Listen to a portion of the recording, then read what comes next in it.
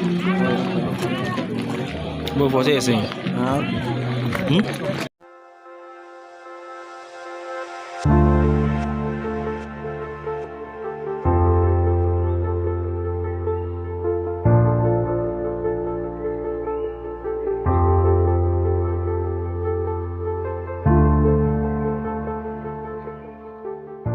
There are two categories of paragliding pilots, if we should call them. There are those who take passengers, who are called tandem pilots, and there are those who are solo. Now we have 7 tandem pilots this year, and there's also a solo pilot. But the solo pilot does not take passengers. It's only the 7 who are tandem who take the passengers. They're some from the US, some from Peru, Germany, Japan, and also a Ghanaian among the 7. In the scheme of things, paragliding school is pretty normal. I mean, generally, it rains around Easter. We had a clear morning, and we've had so far about 18 flights that have been done. In fact, 20 actually, 2 by the solo and 18 by the other 7 pilots who are flying. So there's been a little lull, but we are used to it. I mean, if you have a clear day, a very lucky day where there's no break because it's rain or thunderstorm, a pilot could do about 5 flights or maybe by six flights by the time we close around 5:36. So for now we have 7 pilots. If they were all flying and there was no interruption and we have more than 35 flights, that would be a plus. But safety is paramount, and this requires, they call it the thermals. So whenever they determine that the airflow is not optimum, there's a break, and we are very comfortable with that. The experience, the safety, the destination having a good reputation is more than the number of flights that you would say you've had. So it's fine. Try to create an atmosphere where people can have fun and relax. There's music, there's drinks, and so on. And people have some experience they don't get anywhere else. Perhaps the whole West Africa, apart from Togo, that a few people do some things around the Palime area, is unique. And this is not targeted at only foreigners. The pilots have been foreigners because it's a new sport. We have a fully competent, qualified Ghanaian now. Some are also converting from solo to tandem. So very soon we have about 2 or 3 more tandem Ghanaian pilots who will be able to undertake this activity. They are the best in the world. I mean, some of them have their own paragliding schools in Osaka, in Salt Lake City, and so on. And we thank God that so far it's been fine. It's become a permanent feature or a part of the characteristics of Easter. We also have Easter in our hometowns, but we don't have paragliding there, you know. So, and there are a lot of stakeholders who've been very supportive. The fire service, the security services, both plain clothes and so on, the district assemblies. And it's that kind of collaboration and engagement with multiple partners that drives tourism, you know. So Easter was there before paragliding. We know the Kuwaits have always had Easter, but this has added some kind of a dimension that makes it more exciting, you know. What we would eventually want to see is a substantial domestication of the event, so that if we had about 80% of the pilots all home based, then we could do it more often, all the holidays and so on.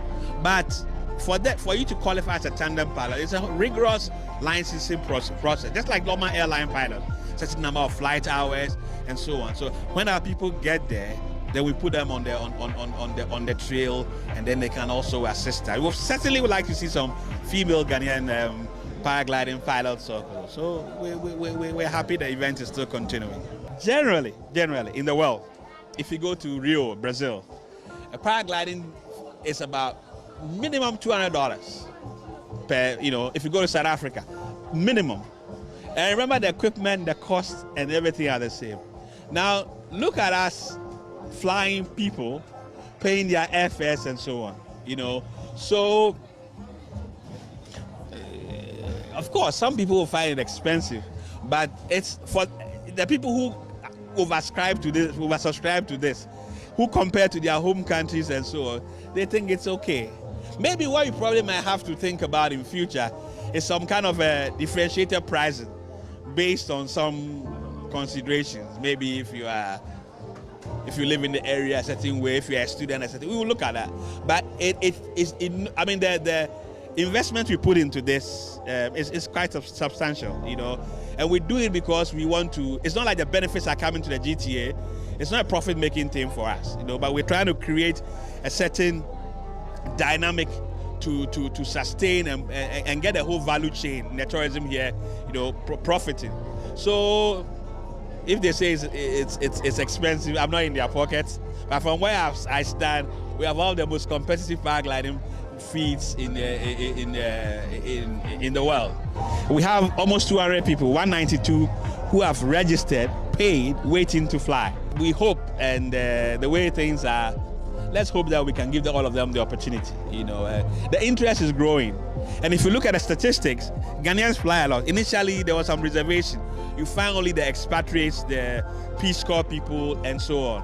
But now, a lot of the people are home-based people who are taking the opportunity to fly. And if you tell your girlfriend that you've jumped, you win some prizes there. You know, you're not a brave man. You know what I'm saying? So I would encourage you to try it also. Thank you.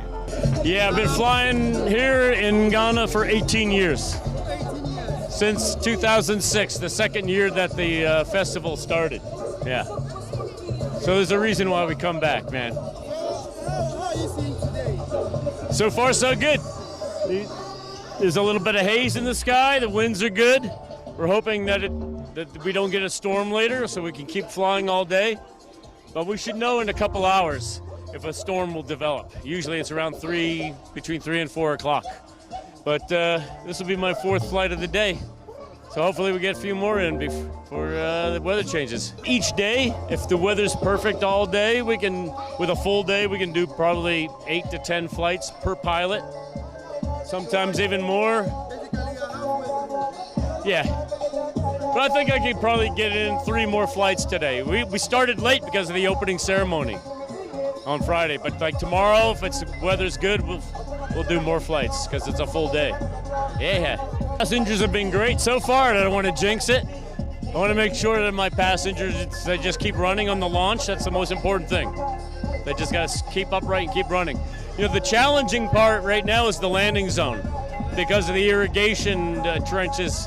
So we're landing in the area that's 25%, 75% smaller than what we normally have. So that's a little challenge, but it's okay. Like on this flight, if I can, we'll come back very low in, and we'll do a low pass through here if we can. And then we do stunts like the twirling, spiral dives, and wing overs, things like that, yeah. But only if the passenger wants to do them. If you don't want to do them, we don't do it. We'll keep it nice and smooth for you, yeah.